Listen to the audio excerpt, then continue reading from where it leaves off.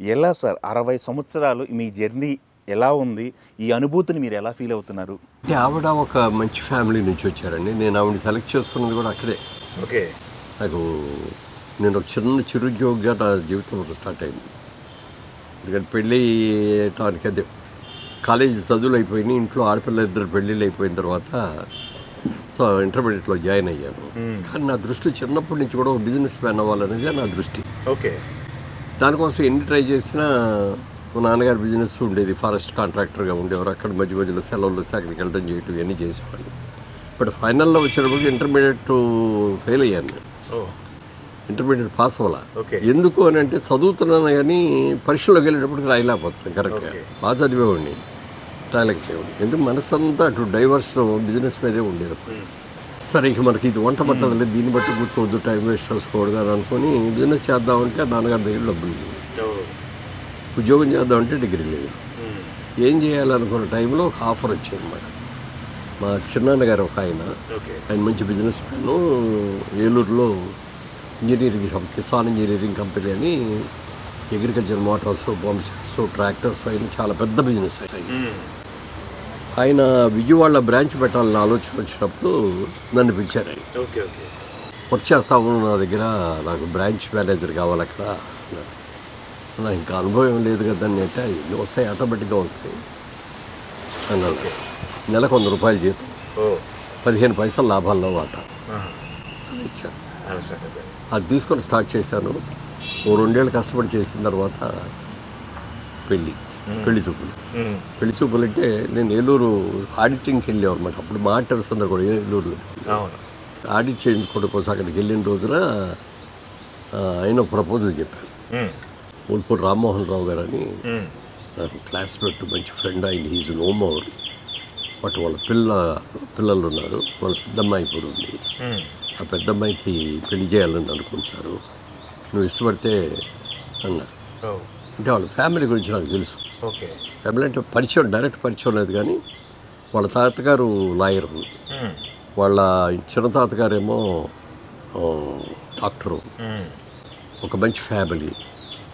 పొలిటికల్గా కూడా ఆయన డాక్టర్ గారు, ఆయన పొలిటికల్గా కూడా ఎమ్మెల్యే చేశారు, చాలా బాగా చేశారు. ఆ ఫ్యామిలీ నుంచి వచ్చే అమ్మాయి అనేది చూడగానే నాకు అసలు చూడకముందే ఆ ఫ్యామిలీ అయితే నాకు ఓకే అండి. ఎందుకంటే మేము కూడా ఒక మంచి ఫ్యామిలీలో వచ్చి స్వాతంత్ర సమరయోధులు, మా నాన్నగారు స్వాతంత్ర సమరయోధులు. అలాగే మాకంటే అన్నపూర్ణాదేవి గారు అనేది మా ఊరి నుంచి, చాటపర్తి నుంచి చాలామంది వచ్చారు. అలాంటి ఫ్యామిలీ నుంచి వచ్చాం. ఆర్థికంగా మేము వెనకబడ్డాం. వాళ్ళు కూడా కొంతవరకు వాళ్ళ నాన్నగారు ఎర్లీగా చనిపోవటం మూలంగా వాళ్ళు కూడా వాళ్ళ తాతగారి దగ్గరికి వెళ్ళి అక్కడ పెళ్లి సంబంధం చూసుకోవాలరా, రమ్మన్నా, నువ్వు అమ్మాయిని చూడాలి కదా, మరి నిన్ను కూడా అమ్మాయి చూడాలి కదా అంతే కదా అన్నారు. అలాగేనండి అన్న వెంటనే వచ్చి ఆయన వెళ్ళి చెప్పి వచ్చారు అక్కడ. ఓకే. అప్పుడు వాళ్ళ తాతగారి ఒంట్లో బాగా హాస్పిటల్లో ఉన్నారు. ఓకే. ఈవిడ వాళ్ళకి ఎయిడ్ చేస్తే అక్కడ వాళ్ళతో పడుతుంది అనమాట, హాస్పిటల్ దగ్గర హాస్పిటల్లో. ఓహో. అప్పుడు ఆయన వెళ్ళి ఇట్లా చూడటానికి వస్తారంటున్నారమ్మా, నువ్వు వెంటనే వెళ్ళి డ్రెస్ మార్చుకుని మంచి బట్టలు కట్టుకుంటున్నారు. నేను ఏమీ మంచి బట్టలు కట్టు, ఇప్పుడు ఎలా ఉన్నానో అలాగే చూస్తాను. వెళ్ళి బయటగా చేసి కూర్చుంటాను, అవన్నీ నాకు వద్దు. ఓకే, ఒక్క సెకండ్ సార్. ఈ పెళ్లి చూపులు గట్టం అనేది మేడం నోట్లోంచి విందాం. మేడం, పెళ్లి చూపులు అనేది మీకు హాస్పిటల్లో జరిగిందన్నారు. ఇది ఒక రకంగా ఆ రోజుల్లో పెళ్లి చూపులు అనేది సాంప్రదాయాన్ని పక్కన పెట్టి మీరు ఇలా చూసుకోవటం అనేది ఎలా అనిపించింది? ఫస్ట్ మిమ్మల్ని మురళీమోహన్ గారు చూసిన తర్వాత ఏర్పడిన అభిప్రాయం ఏంటి మీకు? చూసుకుంటారు, వెళ్తారు అనిపించింది. తమ తర్వాత నిర్ణయం ఎట్లుంటే అటు జరుగుతుంది. ఫస్ట్ టైం సార్ని చూసినప్పుడు మీకు ఏమనిపించింది మేడం? ఆయన నన్ను చూడలేదండి, నేను ఆయన చూసి. ఓ, మిమ్మల్ని చూడలేదా? ఓకే. ఓకే, ఆవిడే నన్ను చూసింది. ఓకే.